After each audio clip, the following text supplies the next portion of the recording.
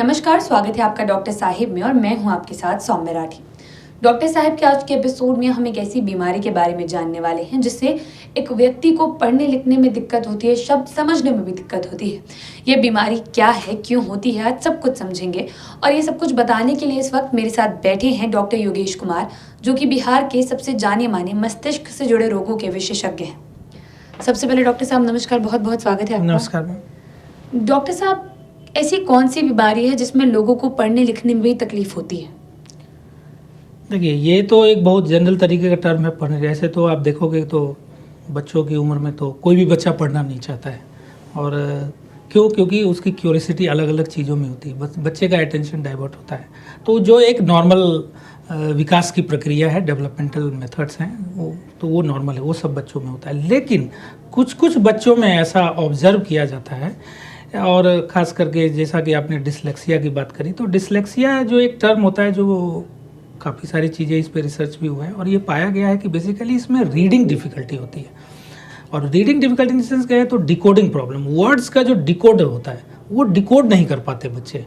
लेकिन अगर उसी बच्चे के पास वाला कोई पढ़ता है तो उनको समझने में, कंप्रिहेंशन में उनकी कोई प्रॉब्लम नहीं होती है। लेकिन प्रॉब्लम होता है वर्ड को डिकोड। जब आप उनको खुद पढ़ने को बोलते हो तो शायद वो उतना अच्छा नहीं पढ़ पाते हैं, और या बिल्कुल ही नहीं पढ़ पाते हैं और कंप्रिहेंड नहीं कर पाते हैं। लेकिन अगर सेम चीज़ कोई दूसरा पढ़ता है और बताता है तो वो समझ पाते हैं। तो ये डिसलेक्सिया जो बोलते हैं कि इसको खास करके पहले इसको मेंटल सबनॉर्मलिटी ग्रुप में रखा गया, लेकिन धीरे धीरे ये देखा गया कि ये कुछ अलग ही है। दिस इज़ नॉट मेंटल सबनॉर्मलिटी, ये बेसिकली वर्ड डिकोडिंग प्रॉब्लम है जो बच्चा सही से कर नहीं पाता है। लेकिन अगर वही चीज़ उसको सुनाई जाए तो वो सही से डिकोड करता है। तो ये देखा गया है कि जब आप वर्ड को सही से डिकोड नहीं करते हैं तो आप उसको कंप्रिहेंड नहीं कर पाते। जब आप कंप्रिहेंड नहीं कर पाते तो फिर आप उसको राइट नहीं कर पाते। तो एक जनरल बोला जाता है कि भाई बच्चा के कहीं विकास तो अवरुद्ध नहीं हो रहा है, या इसमें दिमाग कम तो नहीं है, जो जनरल आम बोलचाल की भाषा में जो पेशेंट्स आके हमको बताते हैं। लेकिन इसको पूरे डिटेल में एनालाइज करना होता है और ये इतना आसान नहीं होता है। बहुत डिफरेंट टाइप और बहुत ही स्पेशलाइज सेंटर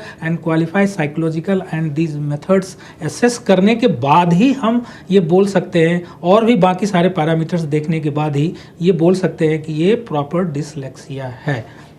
जी डॉक्टर साहब, जैसा कि आपने बताया कि बहुत सारे बच्चों में ये देखा जाता है कि वो आउट ऑफ क्यूरियोसिटी कुछ और पढ़ना चाहते हैं, इसलिए उनका पढ़ाई में दिल नहीं लगता। तो ऐसे में जो बच्चे डिसलेक्सिक हो जाते हैं तो उनके माँ बाप कैसे समझे कि उनका बच्चा स्लो लर्नर नहीं है बल्कि कोई समस्या है? ये तो आम है, क्योंकि जनरली होता क्या है, पेरेंट्स अपने बच्चे को दूसरे बच्चे से कंपेयर करते हैं। उनको लगता है उसने इतना जल्दी राइम मेमोराइज कर लिया, मेरा बच्चा नहीं कर पाया। वो हर क्वेश्चंस का फटाफट जवाब देते हैं, ये नहीं दे पाता है। लेकिन दिस इज़ नॉट डिसलेक्सिया, इसको डिसलेक्सिया नहीं बोलेंगे, वो एक अलग ही तरह का है। वो प्रॉपर असेसमेंट के बाद ही डिसलेक्सिया डायग्नोसिस दे पाएंगे। जी, तो डॉक्टर साहब ऐसे जो बच्चे हैं उनका ट्रीटमेंट किस तरीके से किया जाता है? नहीं, सबसे पहले तो है कि उनका प्रॉपर साइको एनालिटिकल असेसमेंट होना चाहिए, और साथ साथ में और भी जो टेस्ट हैं ब्रेन रिलेटेड, वो करने के बाद ही हम लोग इस कंक्लूजन पे पहुंचते हैं। जब बाकी चीज़ों को रूल आउट करने के बाद, क्योंकि मेंटल सबनॉर्मलिटी होने के कई कारण होते हैं, बहुत तरह के इशूज़ होते हैं। उसमें कुछ क्रोमोसोमल है, थायराइड की प्रॉब्लम है, बच्चे को सुनने की दिक्कत है, हियरिंग डेफिसिट है। इन सब में भी बच्चा का विकास आप देखोगे कम है, बाकी बच्चों से वो कम कर पाता है। तो सब कुछ रूल आउट करने के बाद and then proper psycho analytical assessment के बाद ही हम बोल पाएंगे कि ये डिसलेक्सिया है या कुछ और। जी डॉक्टर साहब, डायग्नोस जब हो गई है बीमारी, जब श्योर हो चुके हैं डॉक्टर्स भी कि डिसलेक्सिया है, तो आगे फर्दर जो कोर्स ऑफ एक्शन होता है वो क्या रहता है? कितना वक्त लगता है एक बच्चे को इस चीज़ को ठीक करने में? देखिए, इन सब मामलों में तो अभी हमारे यहाँ सिस्टम इतना डेवलप नहीं है। लेकिन ऐसा है कि जो डिसलेक्सिया वाले बच्चे होते हैं उनको केवल रीडिंग डिकोडिंग प्रॉब्लम होती है, बाकी काम वो सब कुछ सही कर पाते हैं। वो जो भी उनका असेसमेंट है, ये और भी जो रिलेटेड प्रैक्टिकल रिलेटेड चीज़ें, वो सारा अच्छे से कर पाते हैं। तो जनरली देखा जाता है कि आप स्कूल में भी ऐसे काफ़ी सारे बच्चे होते हैं जो धीरे धीरे अपने साथ जो पीयर ग्रुप्स है उनके साथ कर करके, तो सबसे बड़ा चीज़ इसमें होता है कि उनको पीयर ग्रुप के साथ इंगेज रखना है।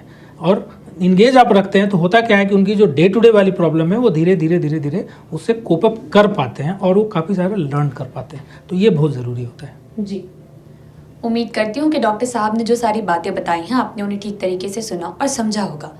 इसी के साथ बहुत जल्द मुलाकात होगी अगले एपिसोड में। तब तक के लिए अगर वीडियो को फेसबुक पर देख रहे हैं तो पेज को लाइक करें, यूट्यूब पर देख रहे हैं तो चैनल को सब्सक्राइब करें। कमेंट सेक्शन या मेल बॉक्स के माध्यम से आप बता सकते हैं कि डॉक्टर साहिब से आपके और क्या सवाल हैं। धन्यवाद।